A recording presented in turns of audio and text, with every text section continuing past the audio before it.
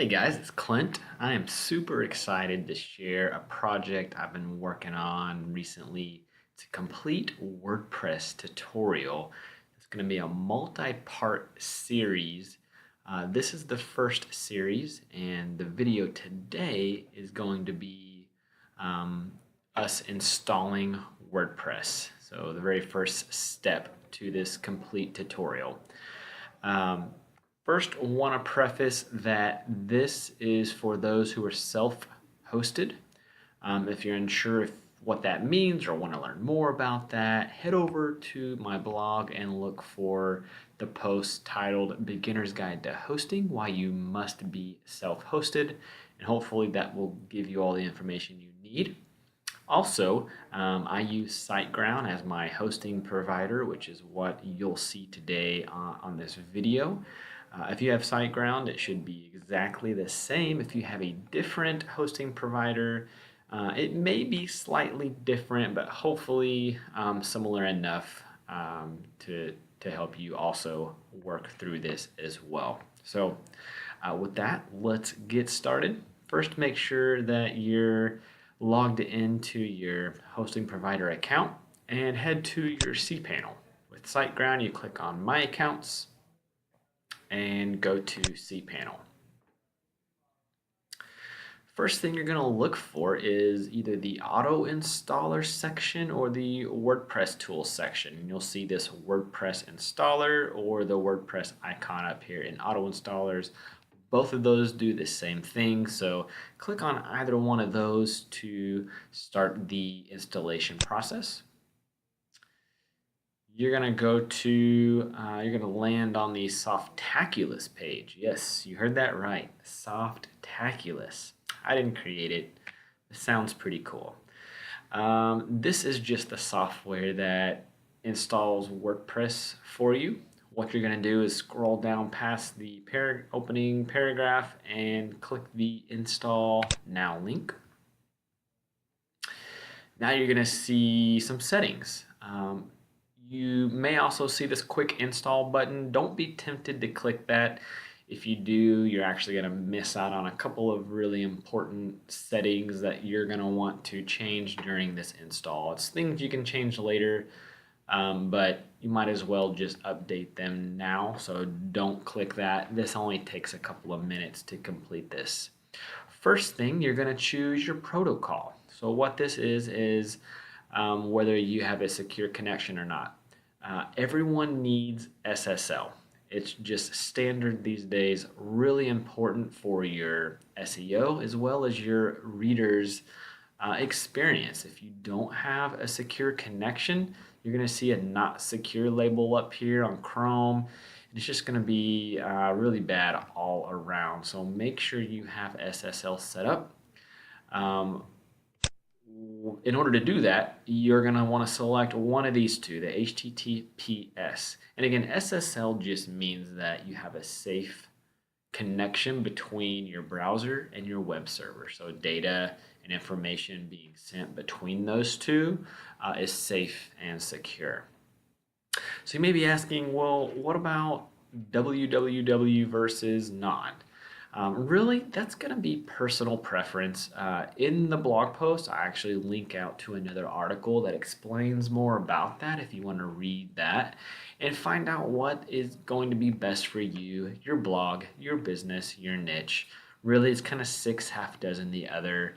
More websites, blogs these days are going toward not having the www, but really it has no bearing on anything other than just kind of the way it looks and as far as I understand it. So choose whatever works best for you. For me, I'm going to select the www. By doing this and choosing the secure protocol, Softaculous is going to automatically activate your free Let's Encrypt activation. So instead of having to do that later, it will go ahead and activate it for you now. So be sure to select that if you're signing up through SiteGround. Hopefully it's the same for other hosting providers as well. Next, choose your domain. It should default to the domain that you purchased or have. If you have multiple domains, be sure to select the right one. But if this is your first blog, it should be defaulted there. In directory, you can leave that blank, nothing needed there. Site settings, so your site name. This, I recommend you use the name of your blog. For this particular blog, I'm going to use test blog.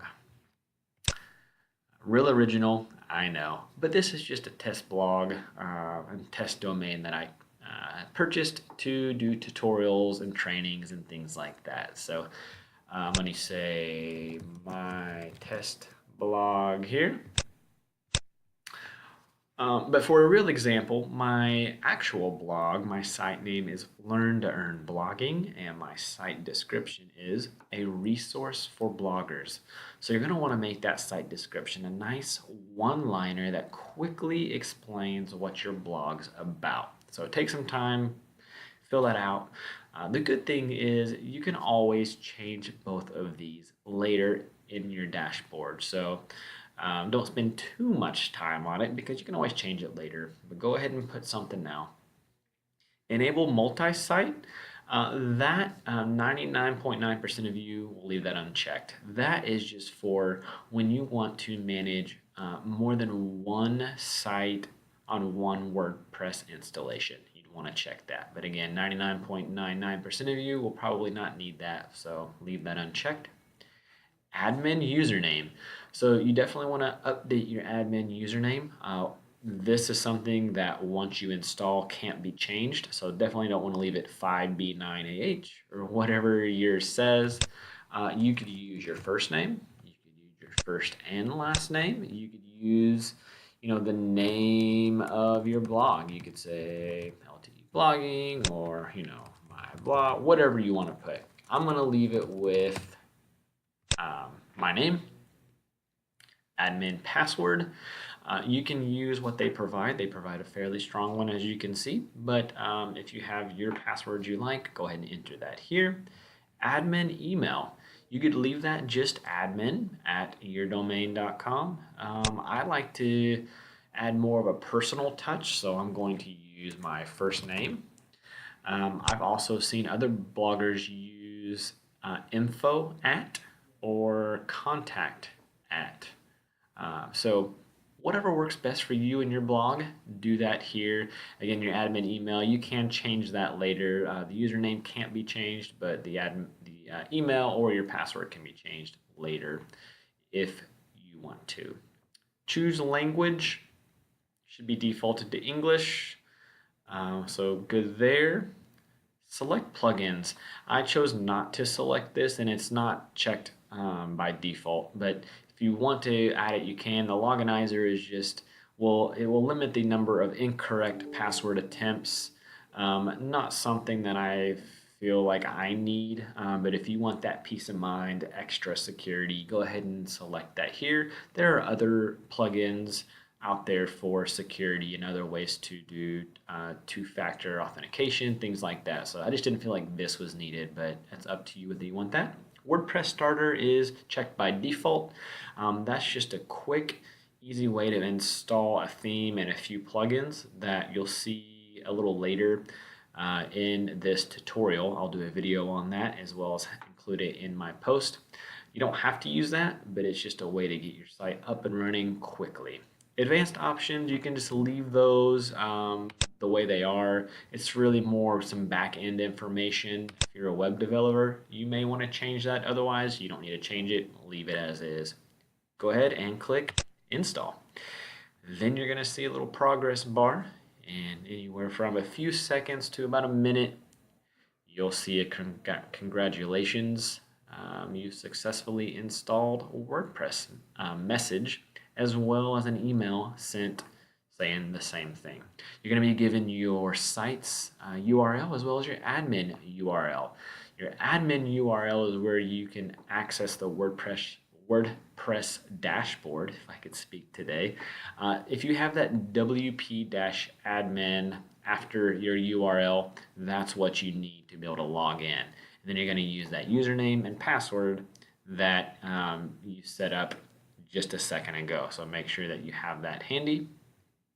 And that's it. Congratulations. pat yourself on the back, pour yourself a cold one. You've just installed WordPress and you have started your blogging journeys. Be sure to read the rest of this post and complete the rest of the tutorial to ensure that you have what you need to be successful and that you fully understand WordPress. Until next time.